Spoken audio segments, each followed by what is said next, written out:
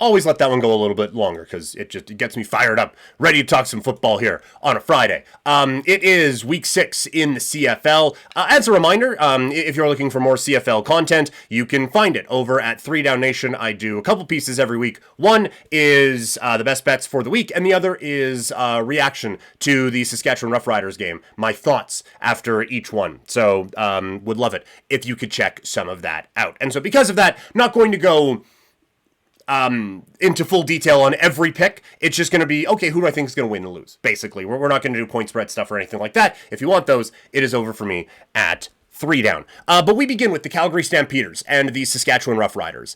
This is a renewal of a rivalry. And, I mean, obviously they have played each other a bunch, but this is the first time in a little bit that both teams have been as relevant as they are in going into this matchup. I think with Calgary, a lot of questions were answered last week in an emphatic way when they beat up the Winnipeg Blue Bombers in the Stampede Bowl. That was the first, okay, this team's legit now. That was the first one of those performances that we got from them. So I am very, very impressed with what I've seen from Calgary, and I am ready to believe that they are for real. On the Saskatchewan side, I think they're coming off of a similar performance where they really took it to the Lions and showed that they can be a complete football team for a complete football game instead of just playing with their food once they get a double-digit lead. That type of killer instinct is going to be necessary against Calgary, although one would suggest that maybe it won't come up, as maybe a double-digit lead may not be in the cards. I think that these are two very evenly matched teams. I think the main difference is going to be the battle of the big boys coming up here on Friday when you look at the offensive lines for both of these teams and just the battles in the trenches in general. Let's start with when Calgary has the football. Their offensive line dominated Winnipeg. That's how they won this game. Is Vernon Adams, I mean, yes, he showed some creativity, his escapability, and all of that, but this was mainly the work of the offensive line, creating a lot of opportunities, a lot of time for Vernon Adams to create, and also they created a lot of lanes for Dedrick Mills to have a 93-yard performance against Winnipeg in really just controlling the entirety of that football game. So that is where the Stampeders can really shine, and that is where I'm so fascinated by this matchup, because on the other side of it, Saskatchewan's run defense has been excellent for a year and a half now. Since Corey Mace came in, they have had the understanding we're going to make teams one-dimensional, and we are going to really, really clamp down on the run game. And they've been excellent at it until last week when Butler went nuts, going for 123 yards on the Riders. And now they weren't really threatened all that much through the air by Masoli, and also the lead got to a point where it's like, okay, yeah, run the ball, I guess, give her. But still, when this game was in doubt, that was still a problem for Saskatchewan. And so I am interested to see now if that was just a blip or if something has been figured out that Calgary can exploit. But that is going to be a monster battle in this football game. Can Saskatchewan make Vernon Adams as one-dimensional as you can and at least be able to just focus on him and not worry about the running game? But where the big difference between these two teams, I think, lies is on the other side of the football when Saskatchewan has it. Because Calgary, this is where they have struggled. They have given up the third most rush yards a game this season, and that could be worse, but Winnipeg just abandoned the run after falling behind by forever in week number 5. Before that, though, Oliveira, I think he was averaging close to 5 yards a carry and had busted off a couple of pretty impressive runs. It's what teams do in this league a lot. And someone asked on the YouTube chat last week, what are plays that you wish teams would get away from or that annoys you? And it turned into a whole big thing. But this is something that the CFL does. I get annoyed by, okay, we're running it on first down all the time. When that is a down that you can help make life significantly easier for your quarterback. But I also get annoyed with, well, we're down by 10 and we just ran the ball once and it was for 2 yards. So let's not do it for 8 possessions in a row. Hey, teams do that a lot. And now Saskatchewan has benefited from that because teams will get stopped, and it is, I've said before, it is like the line from The Wire where sometimes who you are is enough, because they will run it, that you will get stopped. It's like, well, can't do that now. And they just don't try.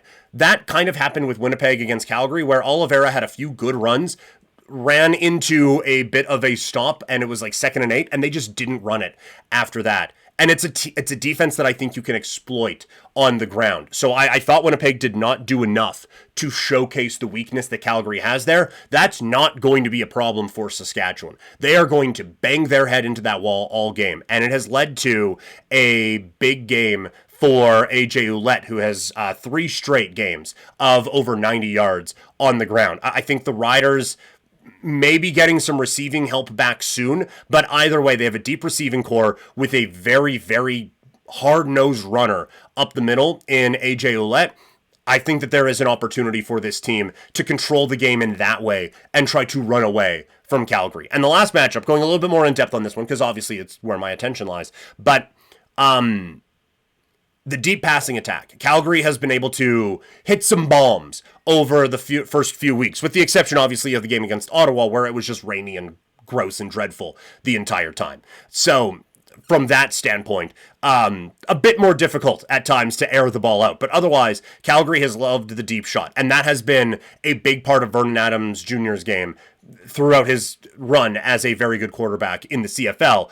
And again, it's an area where Saskatchewan's defense is strong. The Riders have allowed the 3rd fewest completions of 30-plus yards this season. So again, it is a very interesting punch-counterpunch. The one thing I would say is that is a point to the Calgary side is Tavon Campbell isn't going to play in this game, and he has been great for Saskatchewan in the last couple of weeks now that he has kind of found his footing coming back from the National Football League. So there is a real interesting battle to be had in this one, and I think both of these teams are going to learn a lot about where they stand right now in the Canadian Football League coming off of this game. So my pick is going to be Saskatchewan, though. I just think that there are a couple of ways that Calgary's been able to exploit teams that Saskatchewan is going to be able to shut down in this matchup. Ottawa taking on Hamilton. The next 2 of these, the breakdowns won't be as in-depth because I think they're actually a little more simple.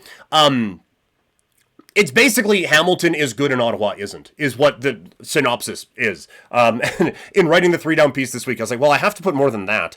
But still, this Ottawa team is not good defensively. And this Hamilton team is starting to look good offensively. The Ticats have picked up 86 points in their last 2 weeks combined. They're going up against an Ottawa defense that has allowed 29 or more points in every game this season that wasn't played in a downpour. So that is not great.